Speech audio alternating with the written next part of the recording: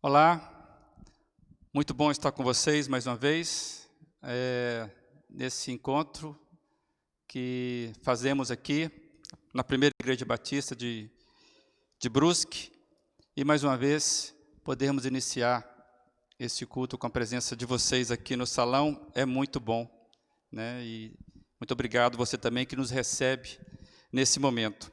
Para iniciar, queria que nós estivéssemos orando. Vou chamar a irmã Karine, que possa vir aqui, entregando a Deus esses momentos que iremos passar, que sejam momentos enriquecedores para o seu coração, aprendizado, e que haja muito da parte dele na sua vida, tá bom? Vamos entregar ao Senhor esses momentos. Bom dia, irmãos. Graça e paz. Oremos. Bendito Deus e maravilhoso Pai. Agradecemos a Ti, Senhor, por estar aqui nessa manhã. É bom estar nesse lugar, Senhor. Sabemos que o Senhor está aqui, o Senhor está nessa reunião, que nós possamos estar com o nosso coração aberto, Senhor, para nos entregar a Ti em adoração, em louvores, Deus. Que nós possamos ouvir do Senhor tudo aquilo que o Senhor tem a ministrar em nossos corações. E que nessa manhã seja uma manhã diferente, Senhor. Que a Tua presença possa encher os nossos corações. E que desse encontro saia frutos, Senhor. Em nome de Jesus, Pai, nós agradecemos por tudo. Continua conosco aqui. Amém. Amém. Vamos louvar a Deus.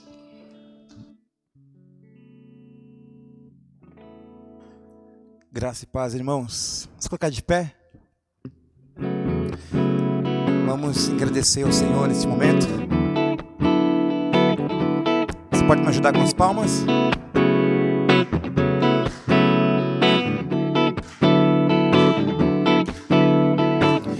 Quero estar nas mãos de Deus, pois sei que tudo vem dele. Sem ele nada posso fazer, mas com Deus é possível. Coragem e fé, coragem e fé não irão me faltar se meus olhos estiverem firmados no Mestre. Meus passos em Deus, firmes no avançar, se meus olhos estiverem firmados no Mestre. Devo estar nas mãos de Deus, devo estar nas mãos de Deus. Ele seta a vida sem Ele. É navegar sem rumo, sem fé, mas com Deus viver é preciso. Meus sonhos em Deus posso sim confiar, se meus olhos estiverem firmados no Mestre. Meus fatos em dor posso nele encontrar, se meus olhos estiverem firmados no Mestre. Coragem e fé, coragem e fé não irão me faltar, se meus olhos estiverem firmados no Mestre. Meus passos em Deus, firmes no avançar, se meus olhos estiverem firmados no Mestre. Se no Mestre minha vida firmada estiver, se no Mestre minha vida firmada estiver.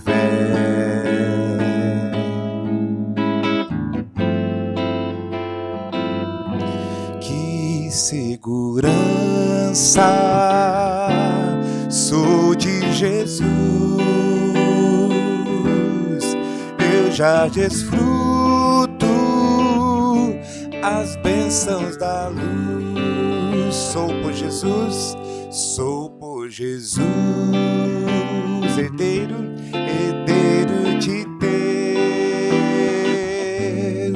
Ele me leva à glória dos céus. Pode cantar bem forte agora.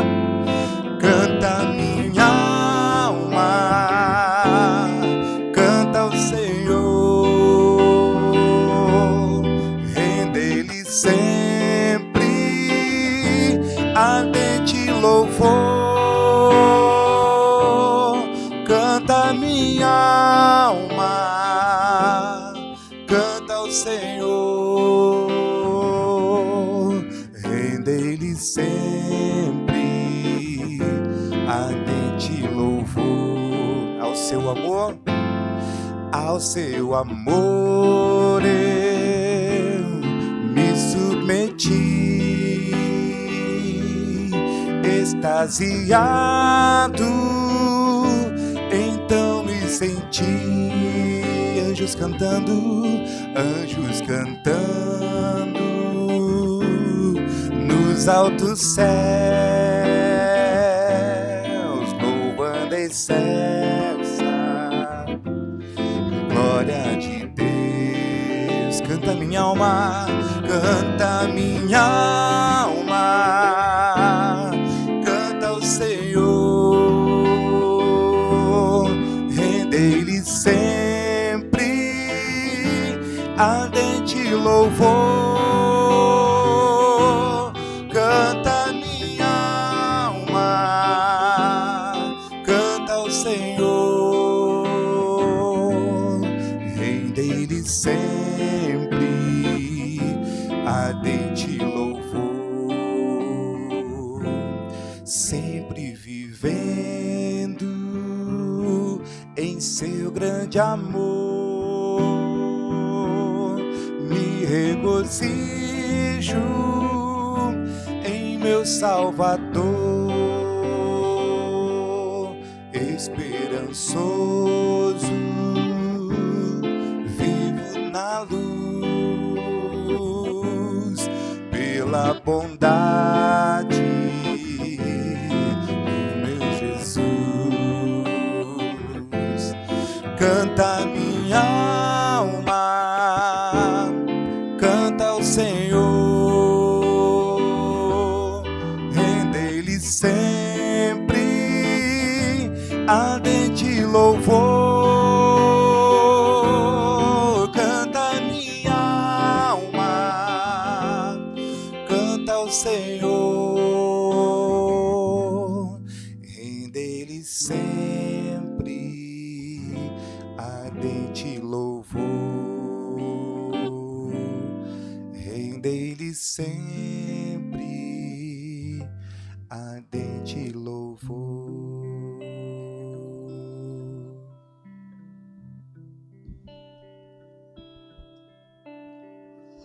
Amém. Bom cantarmos coisas que dizem respeito da nossa vida, da nossa fé no Senhor Jesus. Grandes verdades nós cantamos nesse momento, né? Não é verdade? Você pode se assentar, fique à vontade. Queria dizer da minha alegria de ter vocês aqui, né? Por mais, como é que fala? Amarradinho que seja o encontro, né? A gente com máscara, mas é muito bom ver esse salão ocupado por parte da nossa igreja e também por pessoas que nos visitam. A gente fica muito feliz por isso. Bem, nesta semana, duas notícias ocuparam bastante espaço na mídia. 2 assassinatos de histórias chocantes. O primeiro que eu quero lembrar é o assassinato de uma mulher grávida, ainda uma jovem, aqui perto da gente. Pelo que tudo indica, foi assassinada pela amiga. E essa amiga queria roubar o filho que ainda estava na barriga, ainda estava para nascer. E eu fiquei lendo as notícias, não sei se você acompanhou, e pensando como que uma pessoa dessa, imagina que poderia exercer a maternidade de alguém, de um filho que foi roubado a custo do assassinato da própria mãe. Que tipo de desejo materno é esse? Muito estranho. A outra notícia é o inquérito do assassinato de um pastor, lá no Rio de Janeiro, ao que tudo indica, orquestrado pela própria esposa, que também era pastora com ele na igreja, na mesma igreja, e algo bizarro, terrível. E das coisas que li, não sabemos até que ponto isso é verídico ou não, mas das coisas que eu li, ela já havia feito uma declaração que ela não se divorciara do marido para não ofender a Deus. E eu fiquei pensando, que tipo de zelo religioso é esse? No primeiro caso, que tipo de amor materno, ou de vontade, ou de desejo é aquele da mulher que assassina a amiga para ter um filho? Que tipo de zelo religioso é esse que eu mato, ou chega ao ponto de conspirar numa morte? É o inquérito, está investigando, não sabemos ainda toda a história. E eu fiquei imaginando, tem algo muito errado, algo muito esquisito, muito estranho nesses tempos. Vivemos tempos confusos, onde um cuidado que seria o zelo materno, que é inclusive dito no ensino popular, que é o zelo mais cuidadoso que existe, é o amor de mãe. Como é que um zelo religioso também se torna cúmplice, vamos chamar assim, de um assassinato? Muito estranho, muito estranho. E nessa série de mensagens que nós temos feito, e Restaurados para Crescer, nós temos falado, entre outras coisas, sobre a necessidade de sermos restaurados completamente. São várias séries, várias palavras, e o Salmo 126 tem sido, então, a nossa base, e eu quero destacar, que está projetado aí, o verso 4 do Salmo 126, que diz: restaura-nos assim como enches o leito dos ribeiros no deserto. Restaura-nos assim como enches o leito dos ribeiros no deserto. Em outras palavras, completa o processo de restauração. Não deixe pela metade, não fique na metade do processo. Encha o leito. Usando o Salmo 23, que o Senhor possa transbordar o meu cálice. Essa é a ideia de restauração, um processo completo, que não para do meio do caminho. E como igreja nós temos sempre feito esse desejo, essa lembrança, no que nós devemos clamar pela restauração completa que vem do Senhor. E a característica evidente de uma restauração completa é o quê? Mudança. E nós falamos sobre isso. Todo crescimento ele traz mudança. E como igreja, a igreja é um organismo, e da forma que ela é constituída, sendo um organismo, ela deveria lidar bem com mudanças. Por quê? Porque expansão, crescimento faz parte da vida da igreja. A trajetória natural, podemos assim dizer, de um qualquer organismo vivo é crescimento e não atrofia. Mas parece que a realidade nem sempre é assim, nos mostra assim.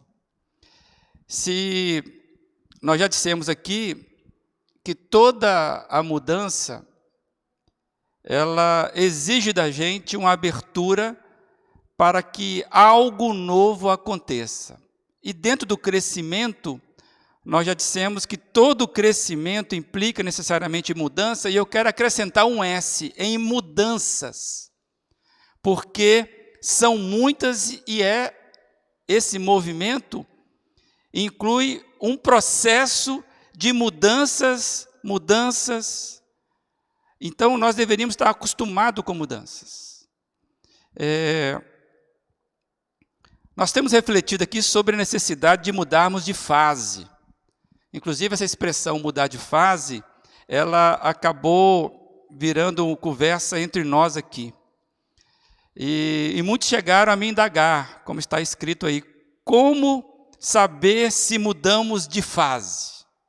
Será que a gente está no caminho certo? Como saber que eu estou no caminho certo nas mudanças necessárias? Então, pense comigo, a restauração que nós desejamos é aquela que vem do Senhor e tem que ser completa. E nós estarmos abertos para mudanças. Crescimento implica em mudança. A pergunta é, como nós sabemos que estamos mudando de fase? Melhorando na caminhada.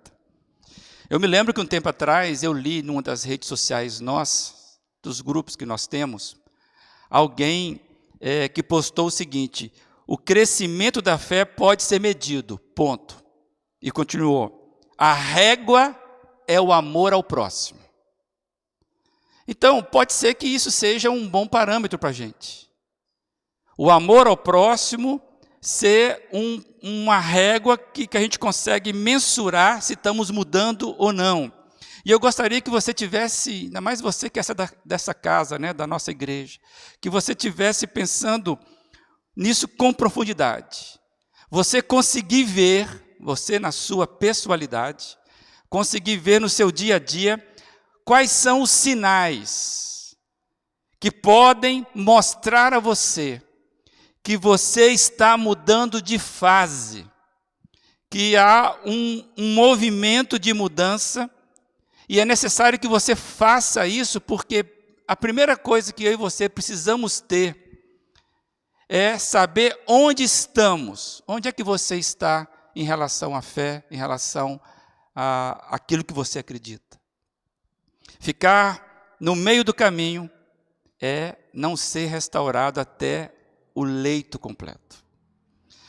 Eu sei que as reflexões que nós temos feito aqui nos últimos tempos, nesse tema, na nossa igreja, pode estar gerando algum desconforto para algumas pessoas. E eu não sei se eu peço desculpas, se for o seu caso, né, se você estiver incomodado com isso, ou se eu compartilho da minha satisfação em saber que você se sentiu incomodado nesses últimos tempos, quando estamos falando de mudança, de crescimento. Por quê? Porque eu entendo que nós só mudamos quando ficamos incomodados. Dificilmente o conforto promove em nós as mudanças necessárias.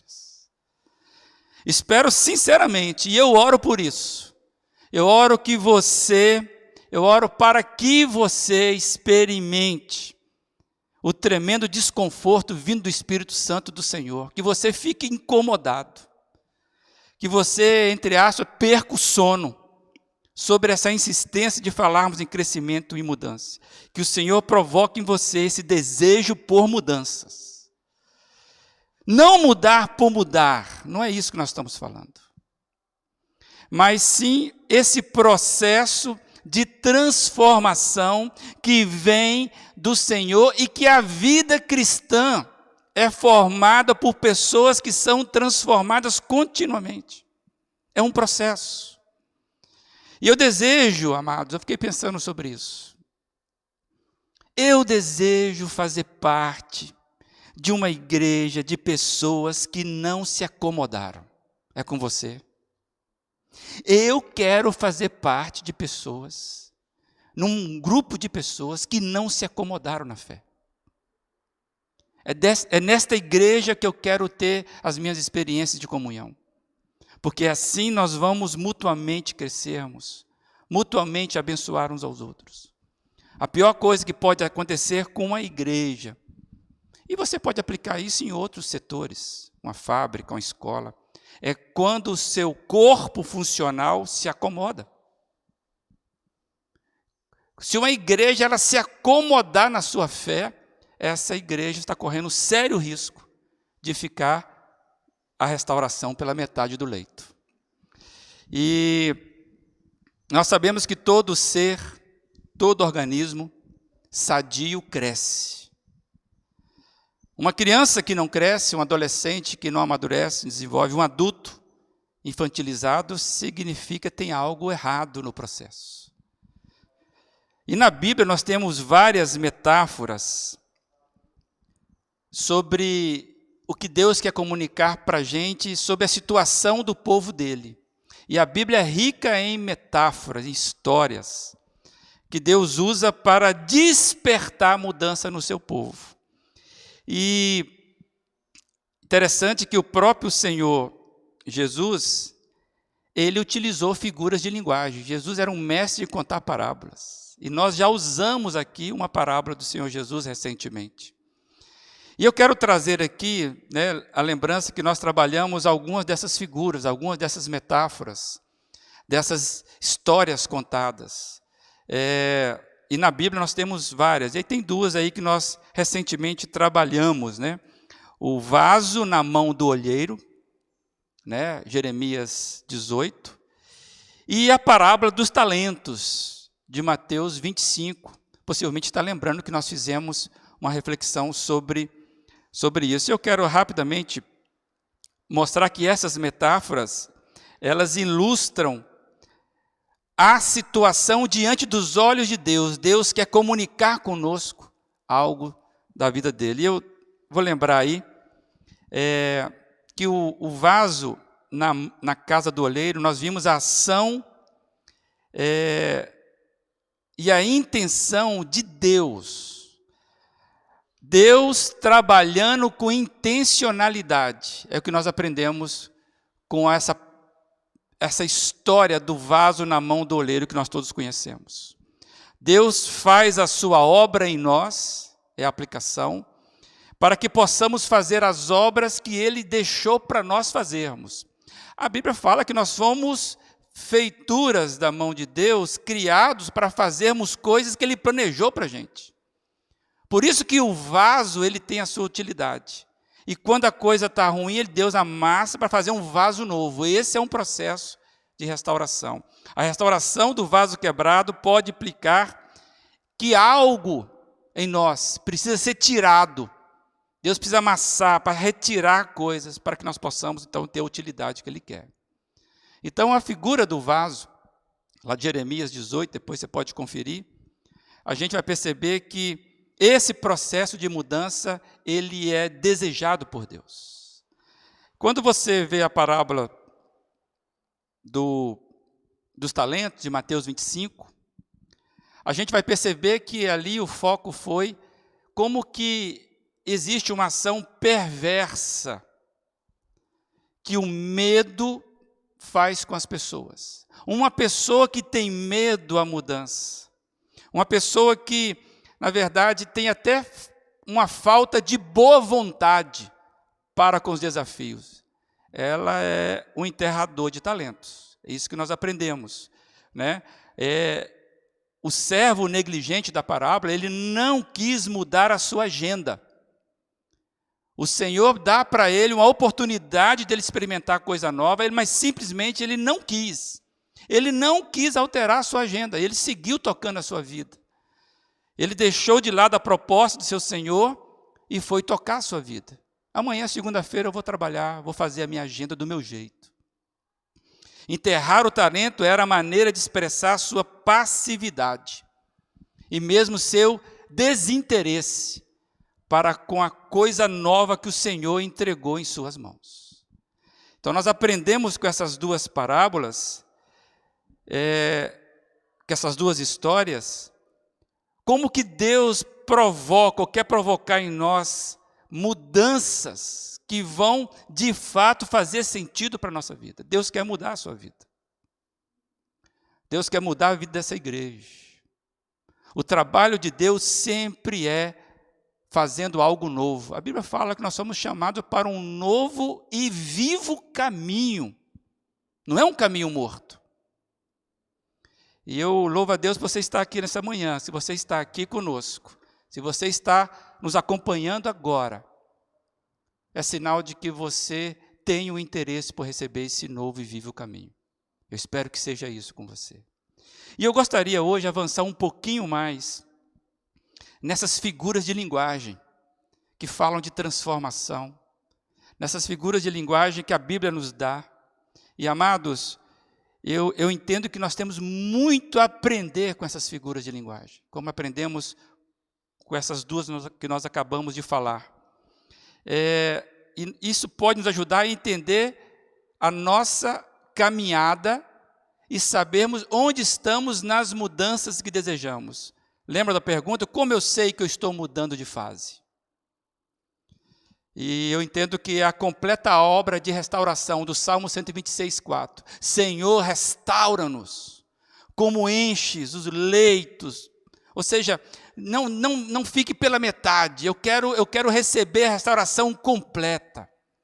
Eu entendo que essas figuras nos ajudam a entender esse processo. E hoje eu quero trazer uma que está em Oséias, capítulo 7, versículo 8, que está aí para você. Diz assim: Efraim mistura-se com as nações.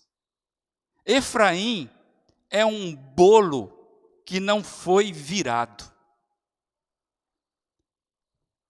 E eu quero trazer duas traduções que nos ajudam a entender isso. Efraim se mistura com os povos e é um pão que não foi virado na hora de assar. Na Bíblia, a mensagem, nós temos: Efraim se mistura com os pagãos e assim perde a vida. Efraim está como um pão que não foi bem assado. Nós entendemos bem isso. Nós temos algumas mulheres aqui, e com certeza algumas que nos acompanham.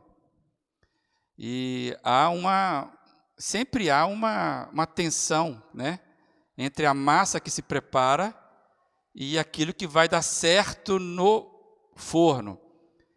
Várias expressões que eu ouço é: cara, não deu certo, eu não sei por quê. O que é não dar certo? Parece que na hora de assar aconteceu alguma coisa. Não sei o que aconteceu. O forno não estava muito quente, o fermento não era bom, o trigo, sei lá o quê. E é bom a gente sempre culpar o forno, né? Porque se o forno não nos entregou, a gente se livra bem disso. Recentemente, eu e a Giane fomos fazer uma panqueca. Aquele negócio de panqueca, experimento. E estava claro, tem que assar dos dois, tem que estar tostado dos dois lados. Que dificuldade, né? Para a gente conseguir fazer aquilo, mas conseguimos fazer uma... Mas nós sabemos o que é isso. E eu quero trabalhar rapidamente sobre esse pão não virado, que diz aqui o profeta, comparando ao povo dele. Amados,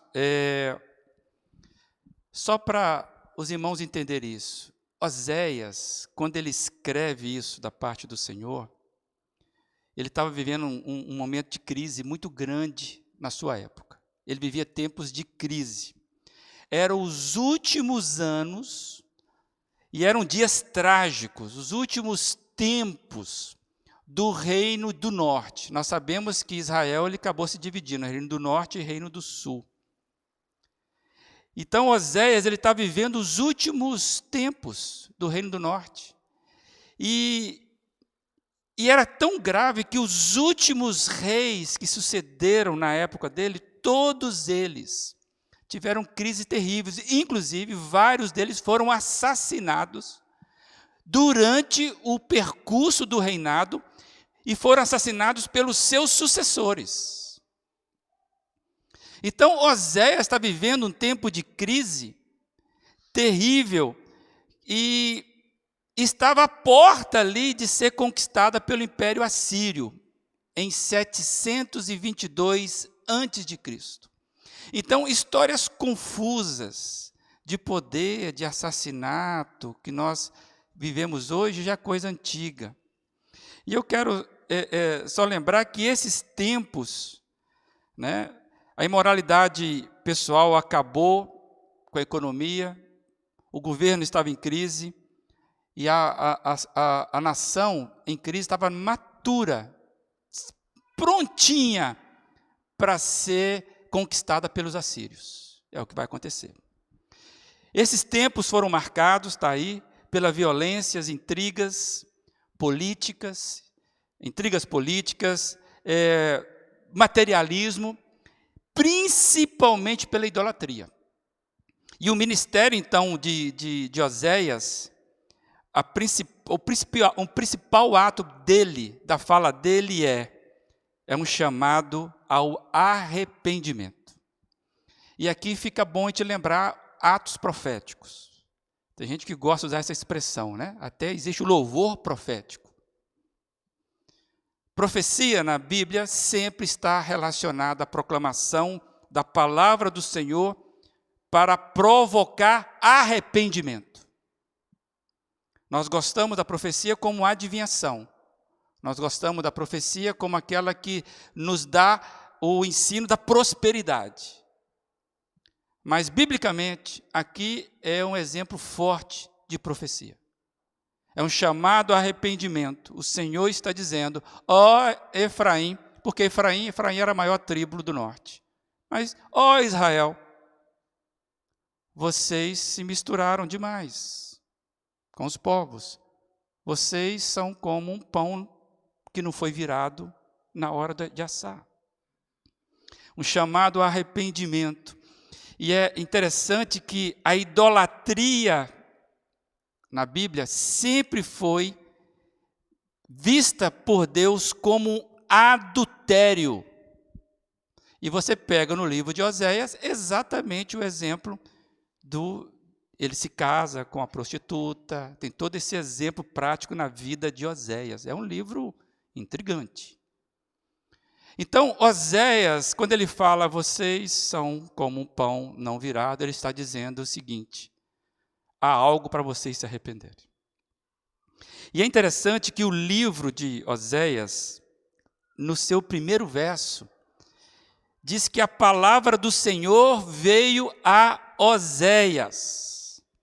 Amados, apontando para a autoridade reivindicada e iniciada, né, pelo próprio Deus. É Deus que toma iniciativa. O chamado ao arrependimento é o movimento movido pelo amor de Deus e não pela sua ira. Muitas vezes nós achamos que é apenas a ira de Deus que nos chama ao arrependimento. Ah, se eu não fizer isso, eu vou castigar vocês. Quero trazer que é o amor de Deus que move, né, e não a vingança, e não a ira, o chamado arrependimento. O Eugene Peterson, ele tem uma frase muito engraçada, ele fala que Deus vai atrás de nós quando estamos na pior situação. É engraçado, eu fiquei pensando sobre isso, né? Deus vai atrás da gente quando a gente está na pior situação. E geralmente, quando nós estamos nas piores situações, nós queremos fugir de Deus. Principalmente quando nós sabemos que nós estamos em falha com Ele. É ou não é verdade? É aquela coisa de Adão. Adão, onde estás? Deus está sempre vindo atrás de nós, porque Ele é movido por amor. E as principais doutrinas que Oséias vai trabalhar no livro, a gente não vai estudar o livro aqui, nesse momento, mas você vai ver que ele trabalha a doutrina do pecado, do julgamento, da salvação e, sobretudo, do amor leal a Deus. Já ouviu essa frase, Deus é fiel? O que é fidelidade? Para os casados aqui. para você que tem uma relação. O que é fidelidade?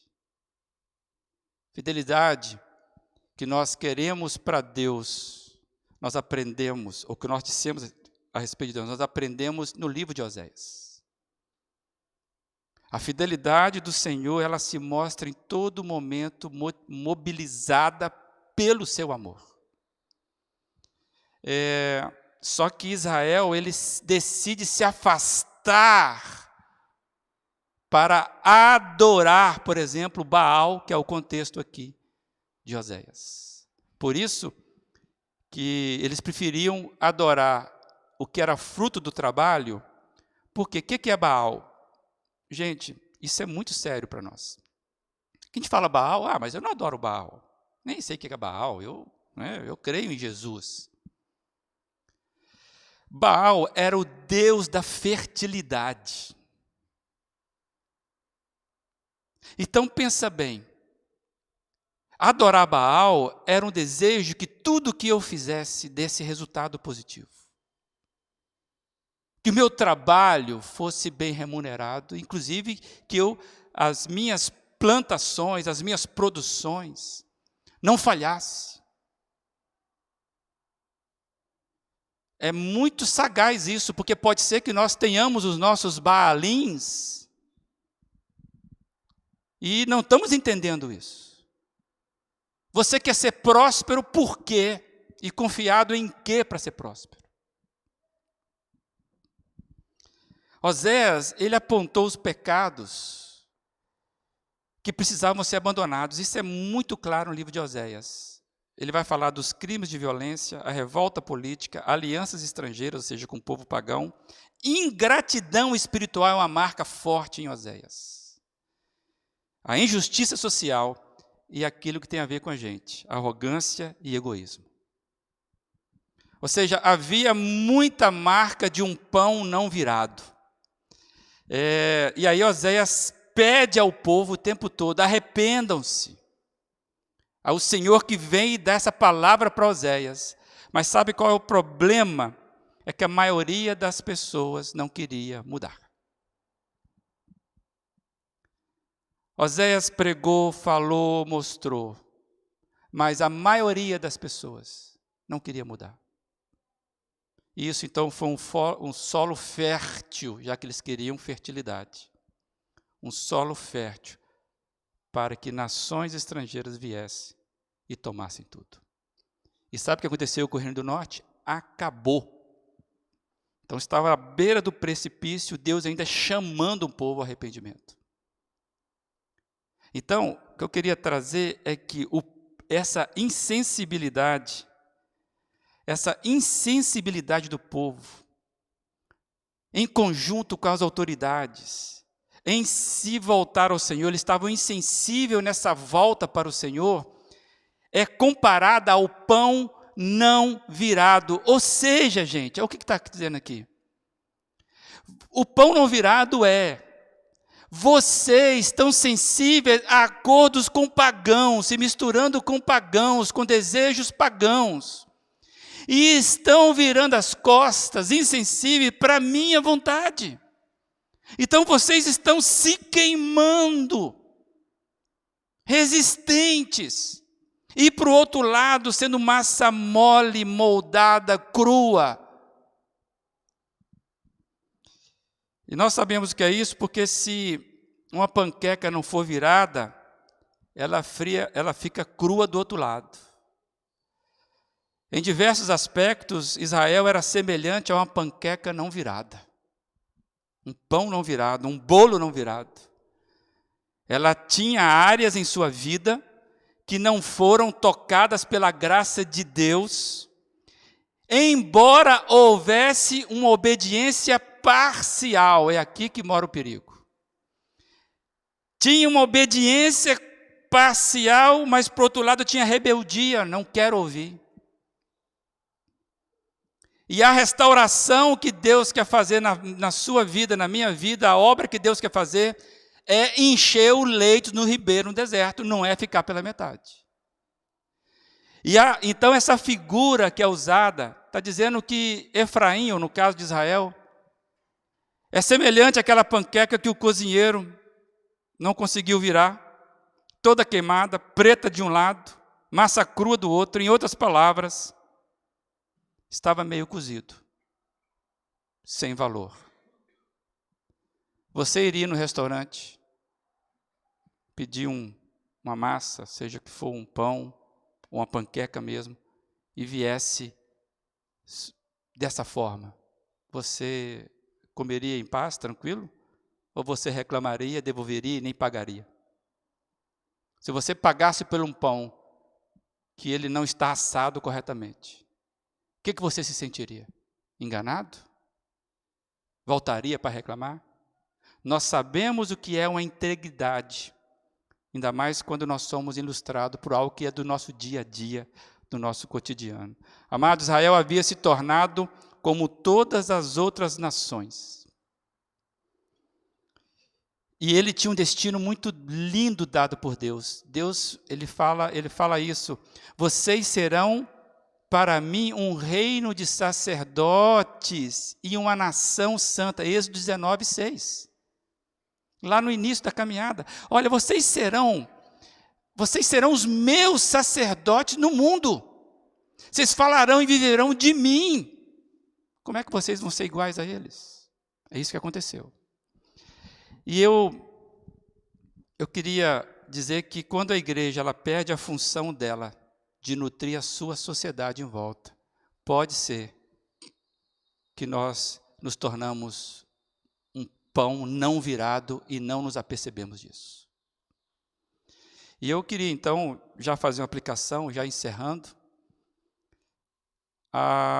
de Oséias, a nossa geração. Eu não tenho dúvida, se Israel sempre apontou para a igreja, que nós podemos aplicar isso para a igreja. Tanto a igreja, quanto o cristão individualmente, pode utilizar essa mensagem de Deus e entender que essa mensagem é para nós, não é para incrédulos. A mensagem é: vocês se tornaram com um pão não virado, não é para o mundo, é para o povo, é para a igreja, é para o cristão individualmente. E aí eu quero fazer uma série de perguntas que vai ser projetado. Eu queria que você acompanhasse o raciocínio rapidamente comigo. Será que a igreja atual se tornou apática ao amor de Deus e tem se afastado dele? Quando uma igreja vai atrás das coisas que o mundo valoriza em detrimento da fidelidade à palavra e à vontade de Deus, é sinal de adultério espiritual? A falta de vontade em nos santificar é sinal da nossa insatisfação com o amor de Deus. Eu quero parar rapidamente aqui. Essa insatisfação com o amor de Deus. Por quê? Porque você pega Oséias, ele está trabalhando o tempo todo a fidelidade de Deus no seu amor para com o povo. E o povo resistente. É uma implicação de que o povo estava insatisfeito no amor de Deus, por isso foi procurar outros deuses. Então a pergunta: será que essa falta de vontade em nos santificar, estarmos próximo desse Deus, é sinal da nossa insatisfação com o amor desse Deus? Você responde aí. Por último, a igreja como Israel tem se arrependido superficialmente? Se por acaso você concordou pelo menos com uma, se não com todas, se você respondeu sim para alguma dessas perguntas, eu acho que essa análise serve para nós. Se por acaso nós tivermos inclinação de dizer, é verdade, a resposta seria sim para uma dessas perguntas. Em última análise, o pão que não foi virado é reflexo de uma fé apática, de uma igreja insatisfeita com o amor de Deus. Igreja, o que é mais rico do que viver plenamente o amor de Deus? Nós não precisamos de mais nada. Igreja hoje voltada para a política, voltada para a corrupção, para a fertilidade desse tempo. Pessoas movidas por interesses egoístas. Pão não virado é reflexo de uma fé apática, de uma igreja insatisfeita com o amor de Deus. Porque o oposto do amor, nesse caso, não é o ódio, é a apatia.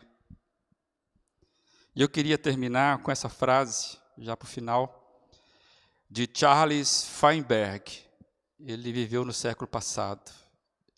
Ele diz assim, é tão fácil para todos nós nos tornarmos um bolo não virado. Podemos ter muito de doutrina e pouco de ação. Muito de credo e pouco de conduta. Muito de crença e pouco de comportamento. Muito de princípios e pouco de prática. Muito de ortodoxia e pouco de ortopraxia. Ou seja, pão não virado é quando temos muito de religiosidade e pouco de espiritualidade. Muitas certezas teológicas e pouca confissão de pecados. Denúncias, crítica aos erros dos outros, inclusive da igreja, e baixo teor de humildade. Pessoas que não sabem ser guiadas. A restauração do Senhor implica em virar o pão, pessoal. Não tem restauração sem virar o pão, mudança. Se isso não acontecer, nós não seremos transformados. Nós não cresceremos. Ficaremos massa solada. Não seremos restaurados. E aí compete a cada um de nós, além de responder aquelas perguntas, fazer as reflexões necessárias. Você tem um coração completo nas coisas do Senhor ou ele ainda anda dividido? Você sabe em que área da sua vida você é pão não virado? Qual área da sua vida que você é pão não virado?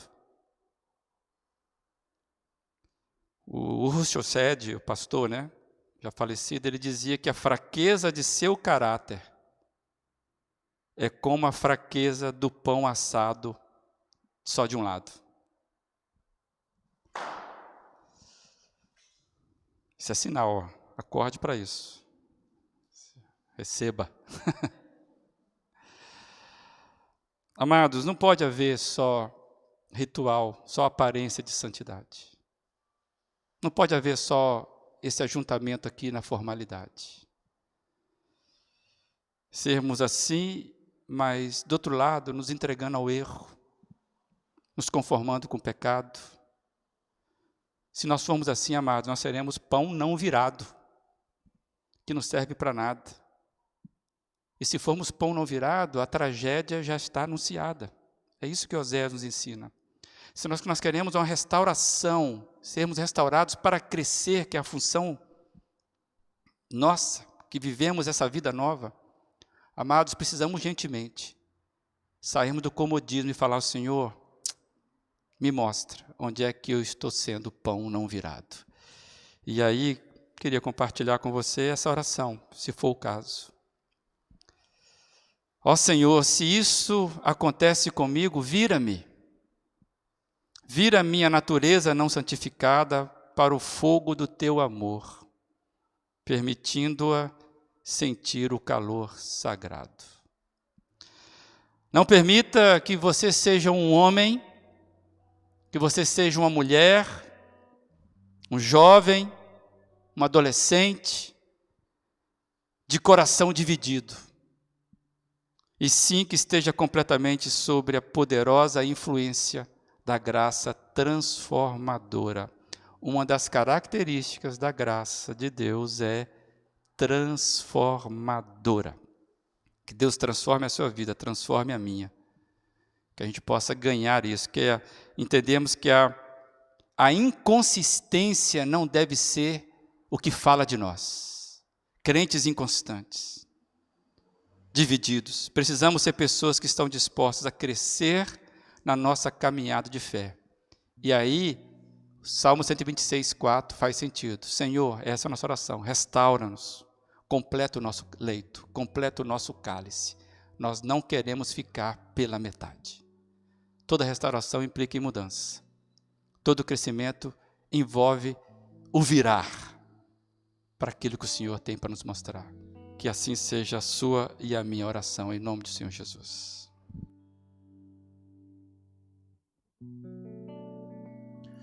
Louvar-te é bem mais do que eu mereço. Adorar-te mais profundo do que eu pensei. Servir-te é tudo o que eu espero. O que eu mais quero é estar mais junto a ti. Derramar perante ti os meus anseios. A minha oferta nesta hora é a verdade. E te mostrar os meus pequenos sonhos. Ó Senhor, como eu dependo de ti para me curar, para me ensinar o caminho que devo seguir. Podes me usar, Senhor, como tu bem queres. Abro o meu coração para me curar, para me ensinar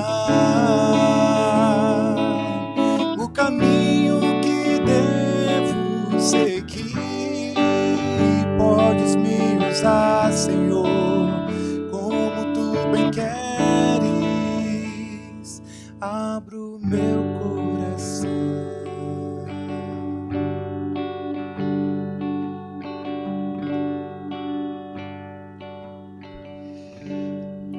Ó Senhor, tenha misericórdia sobre nós, Pai. Deus, nós queremos rejeitar qualquer apatia ao seu amor que represente pão não virado, Pai. Pai, transforma-nos, virando a nossa massa, ó Deus, nos fazendo de novo. Ó Deus, tenha misericórdia da tua casa, da tua igreja, das nossas vidas, ó Pai. Não permita, Pai, que a apatia seja a nossa resposta ao seu amor. Que hoje muito bolo, muita panqueca, muito pão esteja sendo virado para a glória do Senhor Jesus. Que eu possa ouvir a oração daquele que está clamando: Senhor, me ensina o caminho que eu devo seguir. Ó Deus, nós queremos ser uma igreja que é virada pelo Senhor. Que seja o momento da virada, para que possamos entender onde é que o Senhor está nesse processo e seguirmos com o Senhor. Salva a gente da gente mesmo. Limpa-nos do nosso pecado. Cura-nos, Senhor. É a nossa oração em nome de Jesus. Amém. Que Deus abençoe a sua vida. Que você possa nunca confundir esse amor de Deus que quer fazer de você aquele pão íntegro, né? Aquela obra maravilhosa, feituras na mão do Senhor. Que Deus possa completar essa obra na sua vida, em nome do Senhor Jesus. Amém. Eu queria dar alguns recadinhos finalmente aqui. Primeiro, agradecer você que está conosco. Semana que vem, se Deus permitir, estaremos aqui de novo. E aí a gente vai aproveitar o mês de setembro para falar sobre as realidades da vida. Mês de setembro é geralmente o mês que nós somos confrontados pelos os índices de mortes por suicídio, por exemplo. E nós sabemos que esses números são desafiadores para nós. Vivemos uma região assim. Então nós queremos, no próximo mês, trabalharmos algumas reflexões sobre a realidade da vida, do sofrimento e como é o ato cuidador de Deus nas nossas vidas. Então esteja nos acompanhando, se Deus assim permitir, faremos isso. E o Em Casa Kids, semana passada nós tivemos o aniversário, né, do Em Casa, e lançamos o Em Casa Kids, já é uma realidade, já está acontecendo, às 17 horas, nos domingos, e dentro do Em Casa Kids, lembra que a resposta seria dos pais, seria a nossa forma de agir. Pois é, já tem novidade, e a gente vai dividir com vocês, é porque já nasceu o Em Casa pré-adoles, que e vocês vão entender pelo vídeo aí. Então, eu queria que você compartilhasse, pudesse ver isso aí.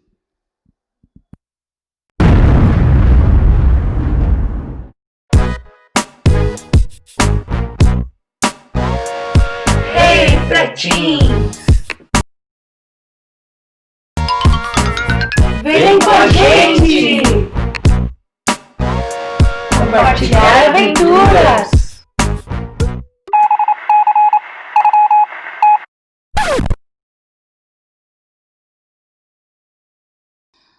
Tá aí, pretinhos, né? Falei pré-adolescentes, né? Já estou querendo complicar o negócio, né?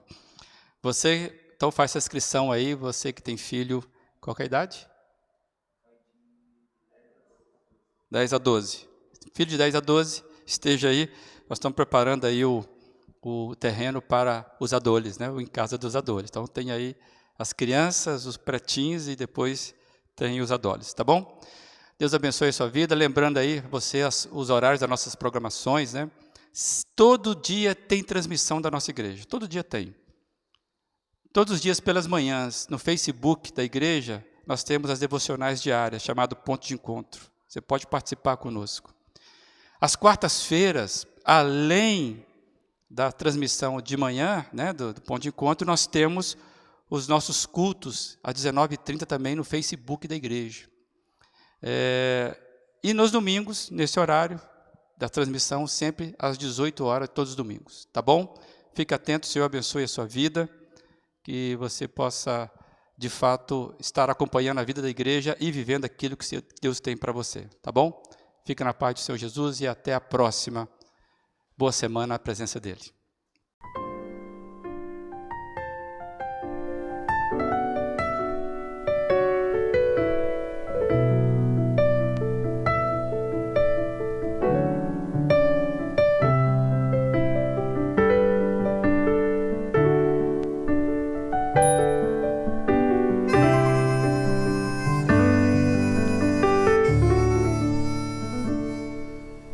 Assim como uma flor se abre com a brisa, restaura-nos, Senhor, com graça nos abriga. Assim como um sorriso abraça uma dor, restaura-nos, Senhor, com teu rio de amor. Restaura-nos, Senhor, como fonte no deserto, transborda nosso leito, teu oásis seja perto e faz crescer. Queremos, Senhor, crescer.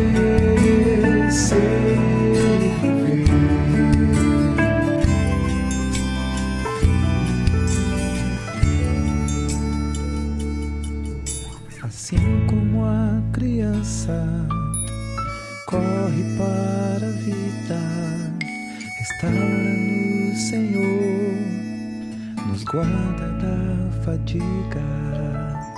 Mesmo que chorando, lançamos a semente, restaura-nos, Senhor, o coração e a mente. Restaura-o, Senhor, como fonte no deserto. Transborda nosso leito, teu oásis seja perto e faz crescer. Queremos, Senhor.